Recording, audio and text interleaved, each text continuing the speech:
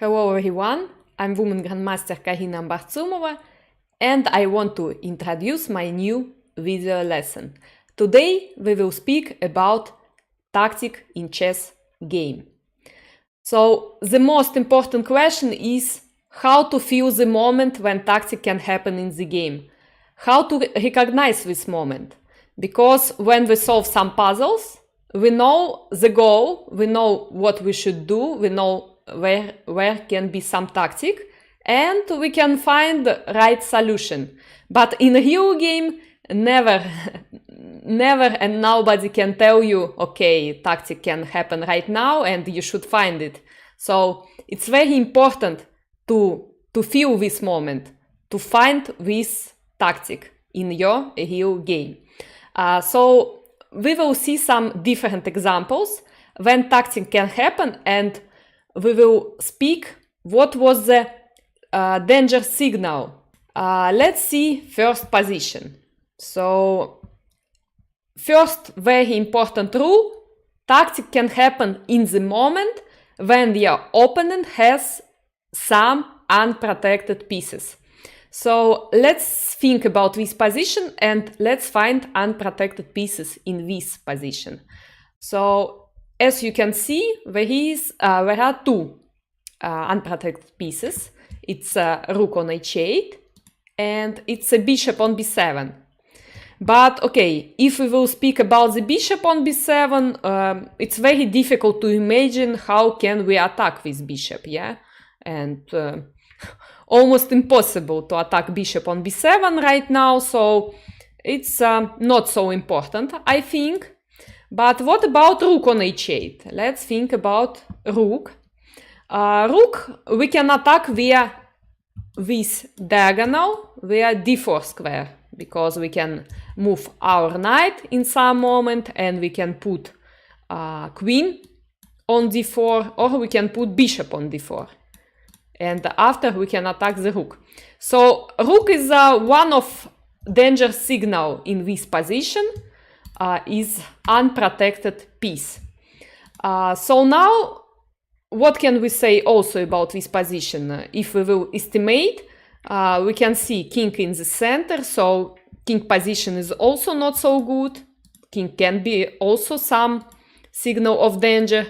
And also it's very difficult to castle, because if black will castle to short side, the problem is h-file is open and we will attack on h-file. We can put rook on h1, we can play f4 to bring the bishop to attack, and king will be very, very weak. So this position is really unpleasant for black, but black did some move, and let's see. Knight b6. So what should we think now? If your opponent did some move, you should ask yourself all the time, what changed in position? So now we should remember always about unprotected piece, which we recognize, it's rook on h8. And also we should ask, what is the difference now? Because knight moved to b6. Let's see, knight on b6, and again, remember about the rook.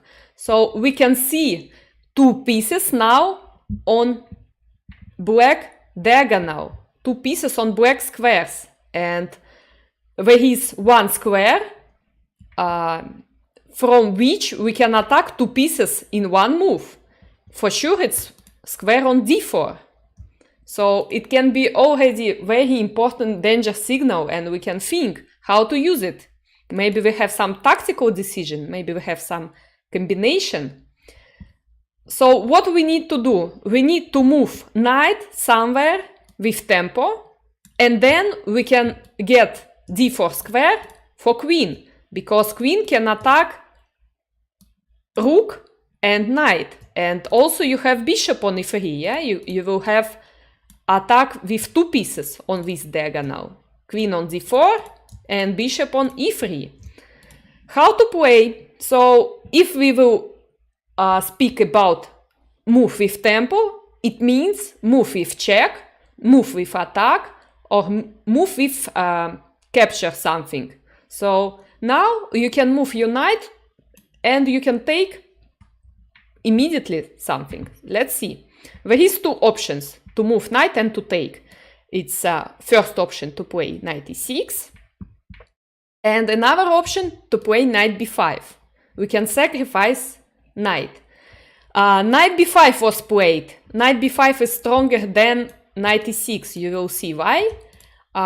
When we took on b5, okay, black forced to take because we win pawn here, and also we attack to d6. Black should take, and now finally we got d4 square for our queen. Queen d4 was played, and now it's double attack. You can see we attack the rook finally with unprotected piece, and also we attack the knight. So it's not possible to save two pieces. Now black should move their rook, or maybe to play e5, but then you can take on b6, take back your piece, and also pawn is under attack on b5, another pawn. It means you will take another pawn next move because you have two attackers and there is no any defender. And with this combination we can say you will win two pawns, because if he takes, you take, and then next move you will take on b5 in any case. If he push his pawn, then you can take with a pawn, and you got winning position. You got two pawns up. So knight e6 was also possible in this situation, but it's not so good because, okay, you can win one pawn, but there is some difference because after e5, if you take, okay, you won only one pawn first, and second is he can move knight f4, he can try to attack g5, and f3 pawn is backward pawn because f file now is open here, yeah, semi open file. So knight b5 is much stronger. So you see, if you can recognize some danger signal, you can find idea. And after knight b6, we can say knight b6 is a mistake because now we have some tactical decision, knight b5. Okay, so let's see now next game, and we will see next position. And this position happened in the game of Karpov, and it's incredible because Karpov lost this game just very fast. It's just incredible. He lost in 12 moves in a real tournament. So with white played Christiansen, it's a grandmaster, and with black played Karpov. So let's estimate this position. But this position is black to move. But first we need to estimate, we need to understand what is the weakness in black position, and we can ask yourself what can be danger signal here. First of all, as we know, it's unprotected piece, and there is one unprotected piece, knight on h5. Knight on h5 is really bad because this piece is outplayed and it's unprotected, yeah? And the problem for black is they have no control in the center. We have strong pawns c4 and e4, and black cannot control all squares. It's very difficult. So if knight move back right now, we can push our pawn to e5. We can get more and more space in the center. And these positions are really unpleasant for black. If black will move d6, it's usual move, yeah, to control, at least to try to control e5.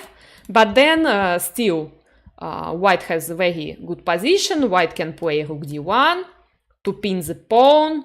We have some option to play e5. We have some idea to play bishop e2 with tempo.